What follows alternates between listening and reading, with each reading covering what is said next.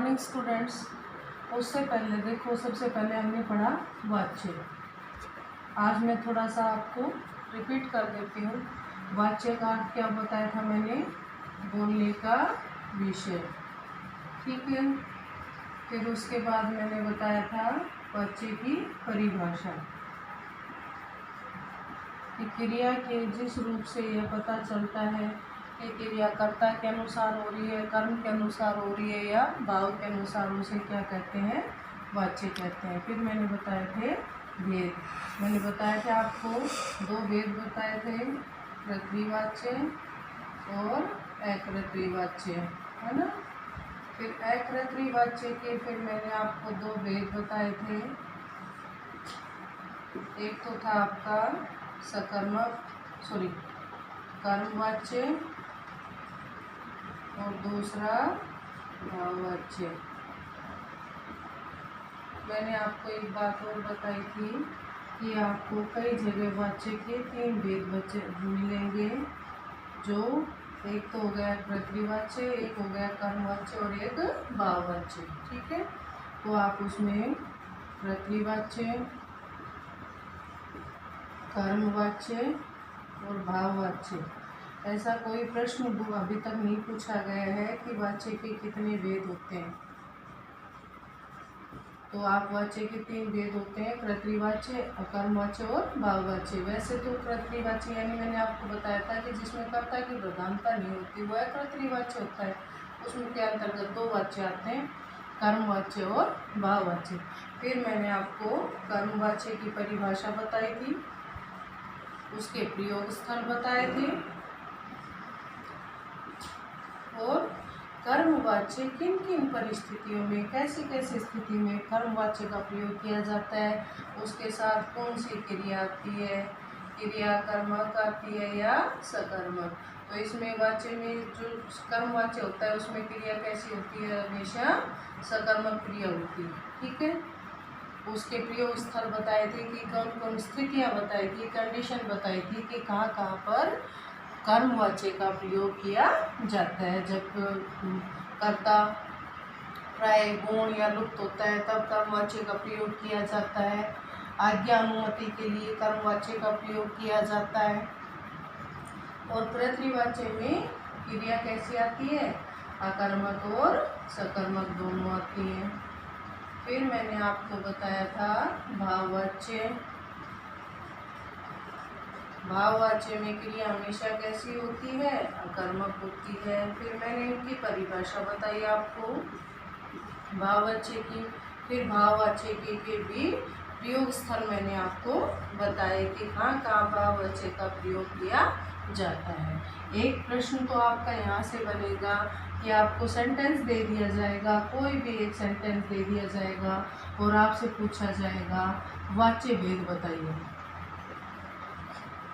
तो सबसे पहले आपको जो सिखाया गया है, जो बताया गया है कि किन किन कंडीशंस में कौन कौन सा वाच्य अप्लाई होता है, कौन कौन सा वाच्य आता है।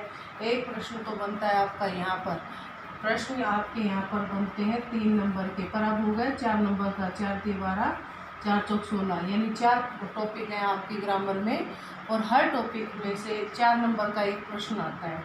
तो एक तो आपका हो गया वाच्य भेद का, 2 प्रश्न दे देते हैं वाच्य भेद के, और एक प्रश्न आपका बनता है वाच्य परिवर्तन का, ठीक है, कि वाच्य परिवर्तित करो। तो मैंने बताया था आपको कि कृत्रिवाच्य से कर्मवाच्य बनाया जा सकता है, कर्मवाच्य से कृत्रिवाच्य बनाया जा सकता है, लेकिन कृत्रिवाच्य से भाववाच्य बना सकते हैं, लेकिन जो कर्मवाच्य है उससे भाववाच्य नहीं बनाया जा सकता। क्यों नहीं बनाया जा सकता? क्योंकि कर्मवाच्य में क्रिया हमेशा सकर्मक होती है और भाववाच्य में क्रिया हमेशा अकर्मक होती है।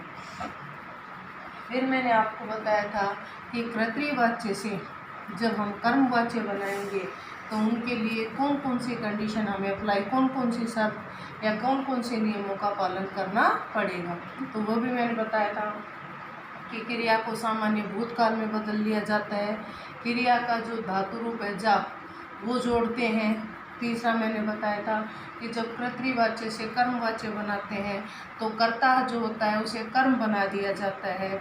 और मैंने बताया था कि यदि कर्म के साथ कोई विभक्ति चिन्ह है तो उसे क्या बना दिया, उसे हटा दिया जाता है। कर्ता के साथ से या के द्वारा लगा दिया जाता है। तो मैंने आपको कर्तृवाच्य से कर्मवाच्य कैसे बनाए जाते हैं उनके नियम बताए थे। उदाहरण हम देखते हैं। जैसे मैंने लिखा है सीमा पत्र लिखती है, तो सबसे पहले तो ये वाच्य कैसा है, साधारण वाच्य है, साधारण वाक्य है। और वाच्य कौन सा है, कर्तृवाच्य। देखो मैंने आपको बताया था कि कर्तृवाच्य में कभी भी करण कारक का जो प्रसंग है, करण कारक का जो प्रसंग है से और के द्वारा, ठीक है, इनका प्रयोग नहीं किया जाता है। और किसमें किया जाता है, कर्म में किया जाता है। मैंने कहा था कि कर्तृवाच्य से कर्मवाच्य बनाते समय कर्तृ को जो कर्ता होता है उसे क्या बना दिया जाता है, कर्म बना दिया जाता है। दूसरा मैंने कर्ता के साथ से या के द्वारा जोड़ा जाता है। क्रिया का सामान्य जाना रूप जोड़ते हैं और क्रिया को सामान्य भूतकाल में बदल दिया जाता है। तो सीमा पत्र लिखती है, अब लिखती है आपकी क्या है, क्रिया, ठीक है। अब क्रिया क्या लिखती है, पत्र, तो हमें पता चल गया क्रिया कैसी है, सकर्मक है। और कर्मवाच्य में कौन सी क्रियाओं का प्रयोग किया जाता है, सकर्मक का प्रयोग किया जाता है। अब हम इसका वाच्य परिवर्तन करेंगे तो क्या बनेगा, सीमा करता है। अब उसके साथ क्या जोड़ेंगे, से या के द्वारा, सीमा के द्वारा पत्र लिखा, क्रिया का जाना रूप जोड़ो, जाता है। सीमा के द्वारा पत्र लिखा जाता है। अब एक बात देखो बेटा, यहाँ पर सीमा कैसा है, स्त्रीलिंग है, सीमा स्त्रीलिंग है, तो क्रिया भी कैसी है, स्त्रीलिंग है। क्योंकि कर्तृवाच्य में कर्ता की प्रधानता होती है और कर्ता के अनुसार ही क्रिया आती है।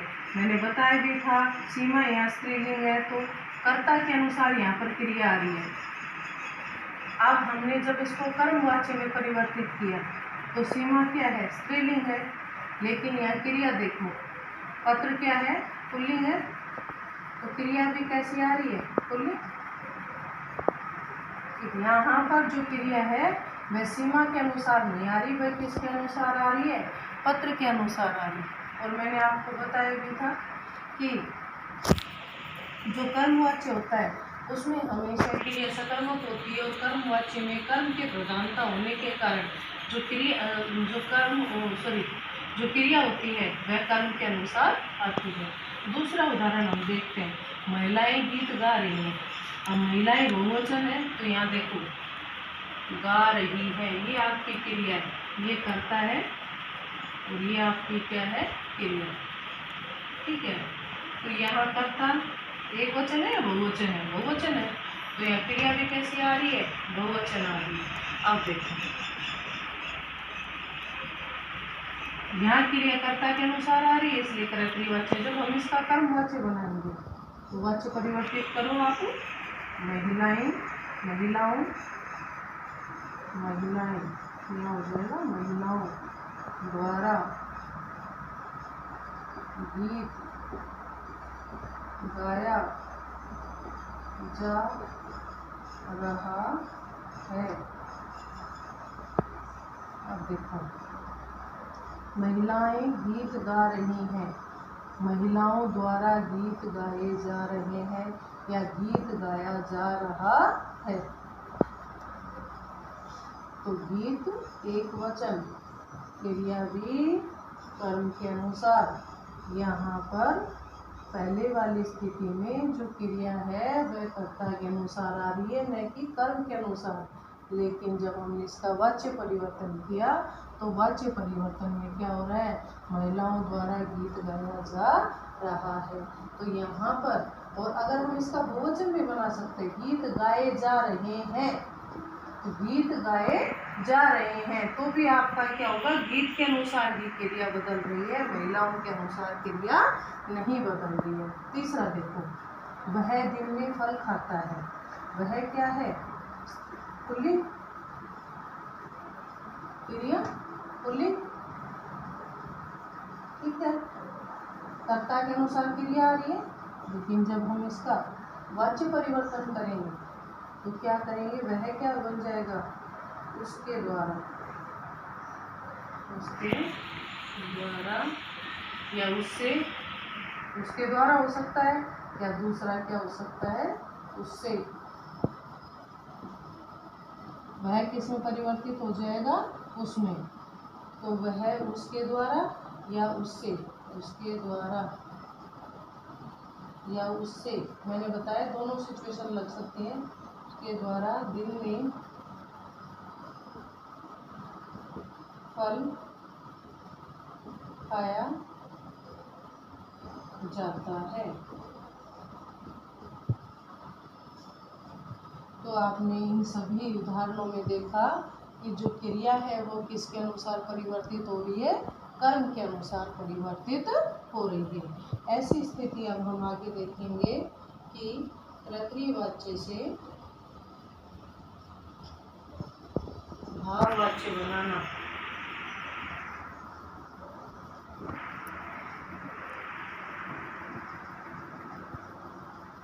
कर्तृवाच्य से भाववाच्य बनाते समय किन किन नियमों का पालन किया जाता है, किन किन शर्तों का पालन किया जाता है, वह हम यहाँ पर चर्चा करेंगे।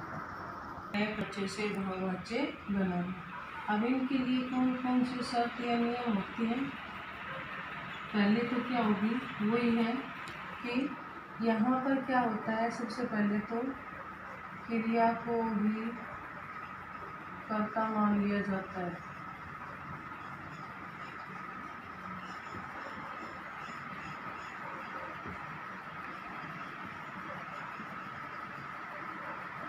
दूसरा वही कर्मवाच्य वाली बात होगी कि कर्ता के साथ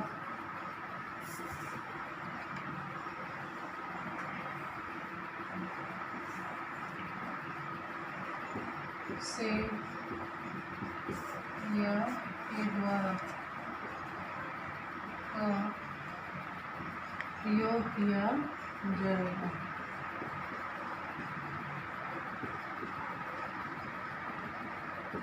तीसरा नियम मैं बता रही हूँ आपको कि यहाँ पर मैंने आपको बताया था कि भाववाच्य में जो क्रिया होती है वह हमेशा क्या होती है, पुल्लिंग, एक वचन, वह अन्य पुरुष में होती है।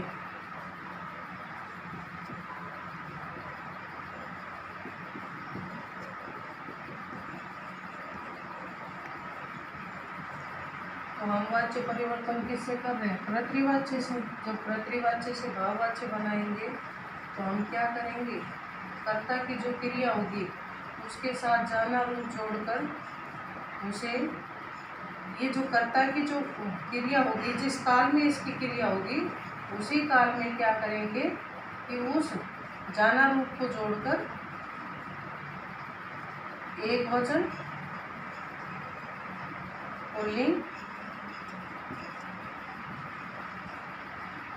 वह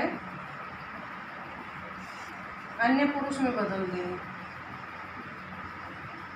अन्य पुरुष में बना देंगे, लेकिन काल परिवर्तित नहीं होगा। काल हमेशा क्या होगा, कर्ता के अनुसार ही होगा। जैसे खेलेगी,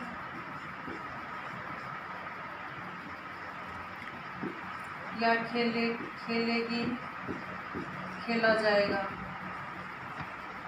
खेला जाएगा। तो यहाँ पर भविष्य काल की बात हो रही है, तो यहाँ पर भी काल कौन सा आ रहा है, भविष्य काल आ रहा है। काल में परिवर्तन नहीं हो रहा है। मैंने बताया था कि कर्तृवाच्य का जो काल होगा वही काल कहाँ पर होगा, इसका होगा। बस क्रिया है वह क्या होगी, पुल्लिंग, एक वचन और अन्य पुरुष में होगी। कुछ उदाहरण देखते हैं। देखो, पक्षी उड़ते हैं, बहुवचन है, भाववाच्य बनाएंगे। पक्षियों से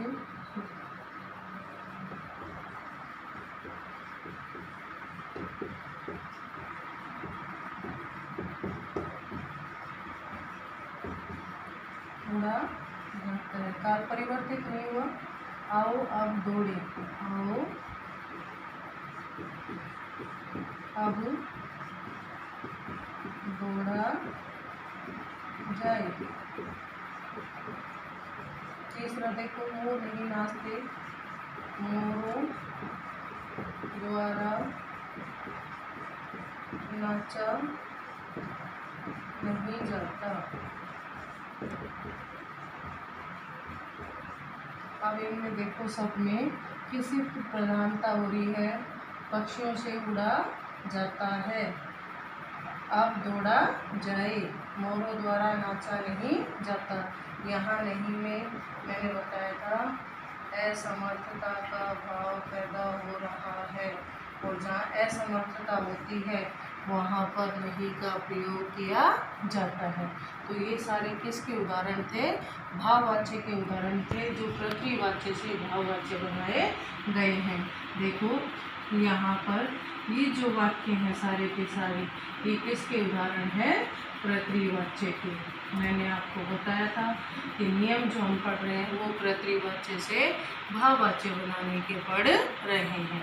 अब पहले वाले में आपने पढ़ा कि पृथ्वीवाच्य से कर्मवाच्य बनाना, और दूसरे में बढ़ रहा है कि पृथ्वीवाच्य से भाववाच्य बनाना। अब इनमें तो आपने देख लिया कि पृथ्वीवाच्य से कर्मवाच्य कैसे बनाया जाता है और पृथ्वीवाच्य से भाववाच्य कैसे बनाया जाता है। अब एक क्वेश्चन ये बनता है कि पृथ्वी कर्मवाच्य दे दें या भाववाच्य दे दें और उनसे बनवा लिया जाए पृथ्वीवाच्य। तो मैं ये कह रही हूँ कि जो नियम हमने पहले लगाए हैं पृथ्वीवाच्य से कर्मवाच्य बनाते समय जिन नियमों का पालन किया गया है उन सारे नियमों को हम हटा देंगे। जैसे कि अब पक्षियों से उड़ा जाता है, यहाँ पर हमने क्रिया को अन्य पुरुष को लेंगे एक वचन में बनाया, वहाँ हम इसको करके क्या कर देंगे? कर्ता के अनुसार परिवर्तित कर देंगे। अब दूसरी बात, पृथ्वीवाच्य बनाते समय जो कर्मवाच्य और भाववाच्य के साथ से और के द्वारा जो करण कारक के परसर्ग हैं उनको हटा दिया जाता है। क्रिया हमेशा कर्ता के अनुसार आती है, न तो क्रिया कर्म के अनुसार आएगी और न ही भाव के अनुसार आएगी। इन सारे ये सब शर्तें सारी हट जाएंगी तो कौन सा वाच्य बनेगा? पृथ्वीवाच्य। अब मैं आपको एग्ज़ाम में जो प्रश्न आते हैं वो किस स्तर के आते हैं उनके बारे में बताऊंगी। अब यहाँ आप देखोगे प्रश्न किस स्तर के आते हैं, कैसे प्रश्न आते हैं। प्रश्न आएंगे 4, कितने मार्क्स के आएंगे? 4 नंबर के। पहला जो प्रश्न होगा वो पूछ लेता है वाच्य भेद, एक प्रश्न बनता है तो ये बन गया। दूसरा जो प्रश्न बनता है वो होता है वाच्य परिवर्तन। कई बार वो क्या करता है कि 2 नंबर तो इसमें से पूछ ली और 2 क्वेश्चन इसमें से पूछ ली वाच्य परिवर्तन के। कई बार वो क्या करता है कि एक प्रश्न यहाँ पूछ लिया और 3 प्रश्न यहाँ पूछ लिए। तो मैंने आपको बताया था कि एक प्रश्न तो आपको सीधा सीधा ये मिलेगा कि वाच्य भेद बताओ कि प्रस्तुत पंक्ति में जो वाच्य भेद है वो क्या है? पृथ्वीवाच्य है, कर्मवाच्य है या भाववाच्य। तो मूल वाच्य की पहचान हमने कर ली। दूसरा है वाच्य परिवर्तन। तो वाच्य परिवर्तन कैसे होता है वो सारे नियम हम कर चुके हैं, उदाहरणों द्वारा हम देख चुके हैं। अब देखो, अगर वाच्य परिवर्तन होगा तो क्या होगा? एक तो पृथ्वीवाच्य से वाच्य का उदाहरण दे देगा, उसमें किस में परिवर्तित करवा लेगा? कर्मवाच्य में। एक दे देगा, कर्मवाच्य दे दिया, किसमें परिवर्तित करवा लेगा? पृथ्वीवाच्य में। तीसरा प्रश्न बनेगा, पृथ्वीवाच्य दे दिया, भाववाच्य में बदलो। एक प्रश्न बनेगा, भाववाच्य दे दिया, और उसको किस में बदलवा लेगा, कर्तृवाच्य। तो मैंने आपको बता दिया कि कर्तृवाच्य से जब हम कर्मवाच्य बनाएंगे तो किन किन नियमों का पालन करेंगे, फिर कर्तृवाच्य से भाववाच्य बनाएंगे तो किन किन नियमों का पालन करेंगे। फिर मैंने बताया कि कर्तृवाच्य से कर्मवाच्य और भाववाच्य दोनों बन सकते हैं, लेकिन कर्मवाच्य से केवल कर्तृवाच्य बन सकता है, भाववाच्य नहीं बनता है, क्योंकि इसमें तो कर्म की प्रधानता होती है, तो क्रिया हमेशा सकर्मक आती है, और इसमें वह क्रिया की प्रधानता होती है, इसलिए क्रिया हमेशा क्या आती है, अकर्मक आती है। और इसमें अगर क्रिया कर्मक होगी तो वो कर्म बनेगा ही नहीं। तो प्रश्न इस तरह के आते हैं कि कर्तृवाच्य से कर्मवाच्य बनाओ, कर्मवाच्य से कर्तृवाच्य बनाओ, कर्तृवाच्य से भाववाच्य बनाओ, भाववाच्य से कर्तृवाच्य बनाओ। तो इन सारे नियमों को तो हम देख ही चुके हैं, और मैंने आपको बता भी दिया है कि जब कर्तृवाच्य यदि बनवाया जाए तो क्या करें कि जो कर्मवाच्य और भाववाच्य के साथ जिन नियमों का पालन किया है उन नियमों का पालन हम नहीं करेंगे, से और के द्वारा को हटा देंगे। कर्ता जो क्रिया होगी वो हमेशा किसके अनुसार आएगी, कर्ता के अनुसार आएगी, और काल परिवर्तित नहीं होगा। काल में जो परिवर्तन होगा वो भाववाच्य में तो होता ही नहीं। अब ये चीज़ें आपने पढ़ी, एक तो सबसे पहले आप जो वीडियोस दिखाई गई हैं उनको ध्यान से सुने, पढ़ें। जहाँ आपको डाउट है आप आराम से बिना हिचक के प्रश्न डाउट और शाम के समय आप पर्सनली फ़ोन करके या ग्रुप में कभी भी पूछ सकते हैं कि मैम इसमें कैसे परिवर्तित हुआ, और फ़ोन करके पूछ सकते हैं, आप मैसेज करके पूछ सकते हैं। उसके बाद जितनी आपके जो बुक है आपके पास उसमें आपका होमवर्क यही है कि आप 5 वाक्य तो लिखेंगे वाच्य भेद के, कि भाई 5 वाक्य ऐसे लिखो जिनमें वाच्य भेद पूछा गया हो, और 3-3 कर्तृवाच्य से कर्मवाच्य बनाना, कर्तृवाच्य से भाववाच्य बनाना, और 3 क्वेश्चन ऐसे करने हैं जिनमें कर्मवाच्य से और भाववाच्य से कर्तृवाच्य बनाए गए हों। ये आपका होमवर्क होगा। 5 क्वेश्चन तो ये हो गए, 3, 3, 6, 3, 9, 9, 5, 14 प्रश्न आपके होमवर्क के। ठीक है, ध्यान से करना है। अगला टॉपिक अगली क्लास में। Thank you.